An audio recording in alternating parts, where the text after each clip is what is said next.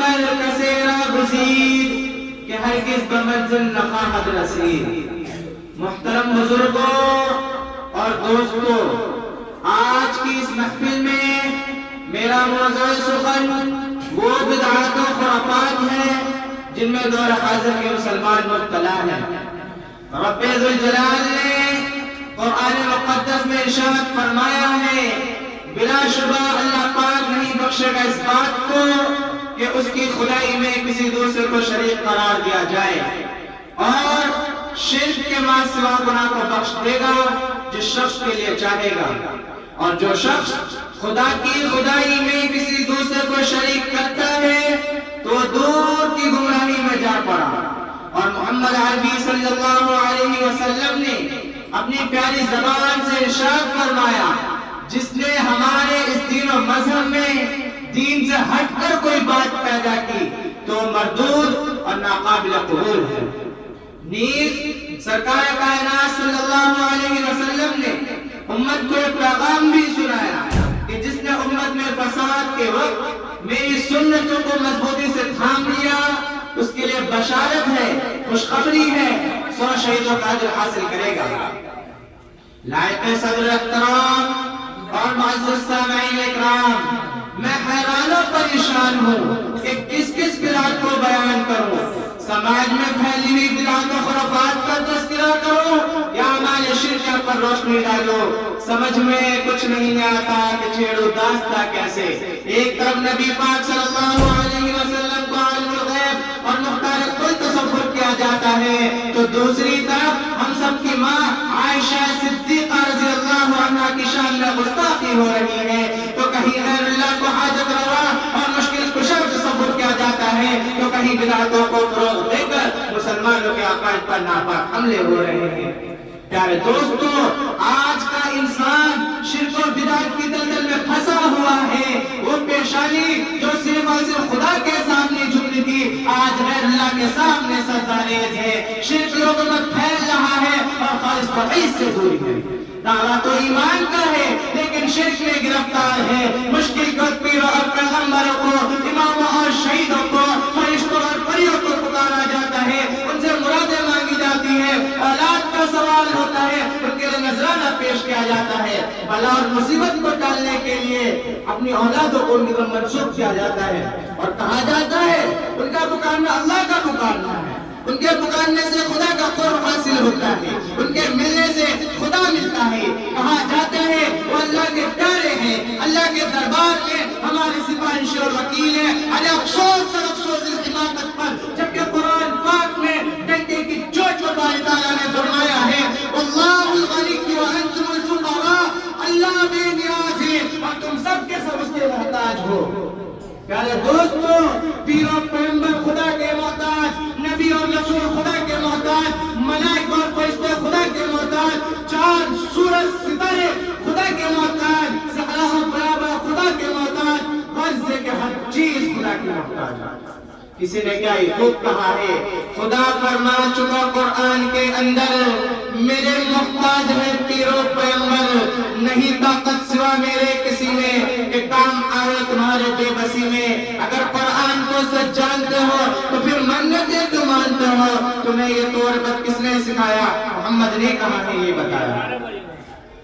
رسول پاک صلی اللہ علیہ وسلم کے بارے میں یہ تصور کیا جاتا ہے کہ وہ ہر جگہ حاضر و ناظر ہے، ہمارا وقت ہر چیز کی آپ کو خبر ہے۔ عجیب بات ہے، کیا عقیدہ ہے، قرآن و حدیث کے بالکل مخالف ہے۔ ارے یاد رکھو، ہر جگہ حاضر و ناظر رہنا، ہمارا وقت ہر چیز کی خبر رکھنا، دور ہو یا قریب، اندھیرے میں ہو یا اجالے میں، آسمانوں میں ہو یا زمینوں میں، پہاڑوں کی چوٹی پر ہو یا سمندروں کی تہ میں، یہ سب اللہ کی شان ہے۔ ماننا اور جلانا، روزی موصول اور تنگی پیدا کرنا، تندرست اور بیمار کرنا، بلائے ٹالنا، یہ سب اللہ کی شان ہے۔ آج بزرگان دین کے مزاروں پر ہر سال متعین تاریخ میں عرس ہوتا ہے، جشن منایا جاتا ہے، قوالیاں ہوتی ہیں، گاجا باجا اور دھوم رچایا جاتا ہے، دین و مذہب اور شریعت کے ساتھ کھلواڑ ہوتا ہے۔ حالانکہ آپ صلی اللہ علیہ وسلم کا ارشاد ہے، لا تجعلوا قبری عیدا، کہ میری قبر کو جشن مت بناؤ۔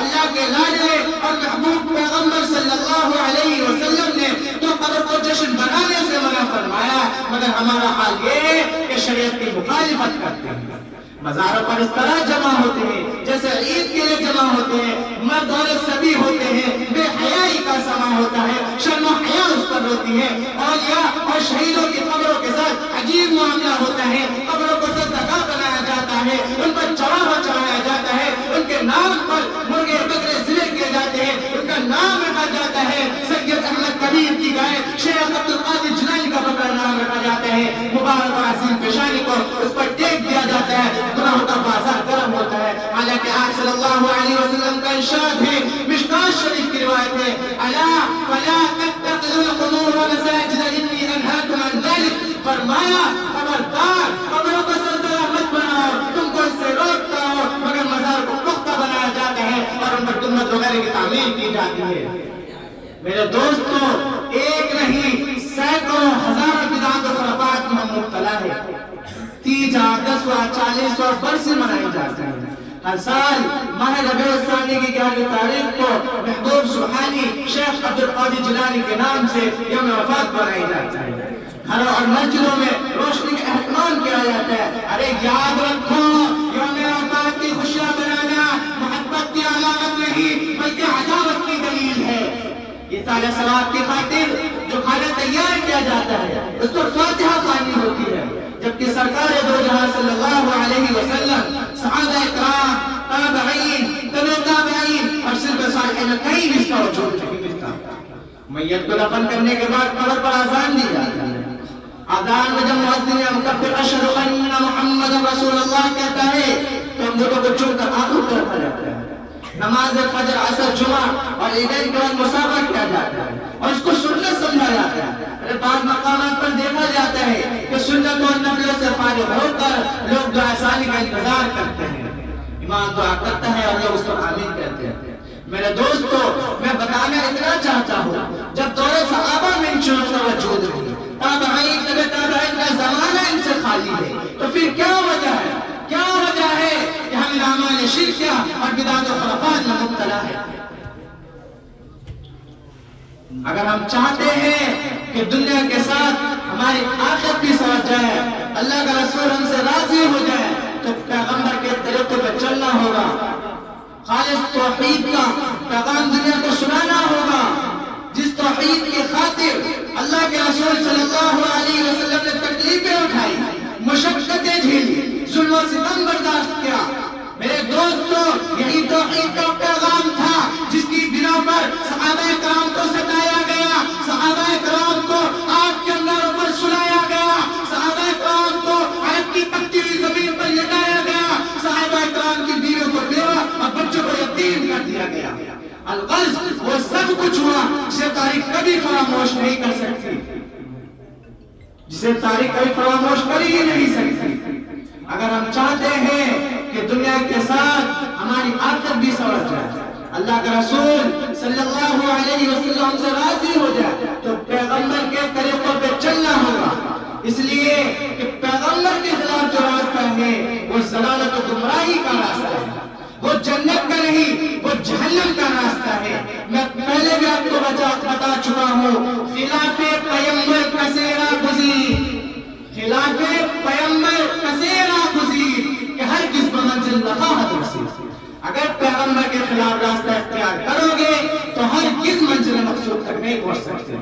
ہماری ذمہ داری ہے کہ اس نازک اور پرفتن دور میں توحید خالص پر نشیوہ بنائیں، اعمال شرکیہ سے اجتناب کلی اختیار کریں، سنت والا راستہ اختیار کریں، قوم و ملت کو بدعت سے جو کہ ضلالت و گمراہی ہے بچنے کی تلقین کریں، اپنے اور اپنے گھر خاندان والوں کی بدعت قیدوں سے حفاظت کریں۔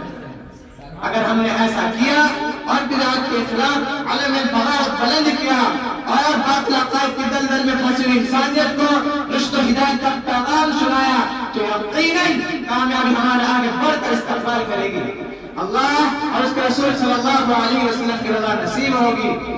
دعا کیجئے کہ خدا وحدہ لا شریک تمام مسلمانوں کو عقیدے کی سلامتی عطا فرمائے اور پورے امت مسلمہ کو سنت کے مطابق زندگی گزارنے کی توفیق عطا فرمائے اور بدعات و خرافات سے پورے امت مسلمہ کی حفاظت عطا فرمائے۔ بس انہی چند باتوں میں اپنی تقریر ختم